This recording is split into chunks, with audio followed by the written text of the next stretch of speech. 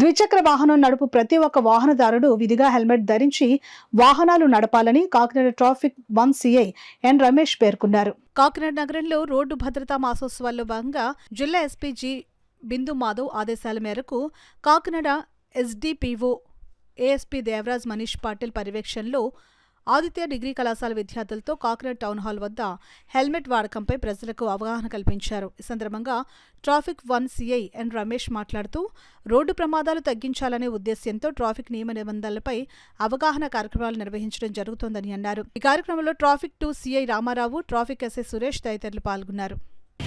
Public కి, students కి అందరికీ ఈ కార్యక్రమం నిర్వహిస్తున్నాం. దీనిలో భాగంగా స్వచ్ఛందంగా ఆదిత్య కాలేజీకి సంబంధించిన డిగ్రీ స్టూడెంట్స్ అంతా కూడా మాకు ఇక్కడ రావడం జరిగింది. ఆదిత్య కాలేజీ నుంచి వారికి సంబంధించినటువంటి ఇంకా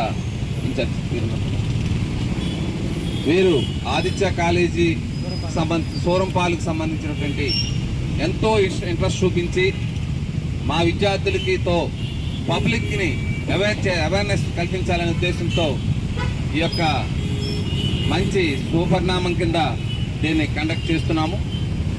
ఇక్కడ 2 ట్రాఫిక్ సిఐ గారు, మేము, అలాగే లాండ్ ఆర్డర్ పోలీసు వారు అందరూ కలిసి దీన్ని చేస్తాము. పబ్లిక్కి స్టూడెంట్స్తో చెప్పిస్తామండి.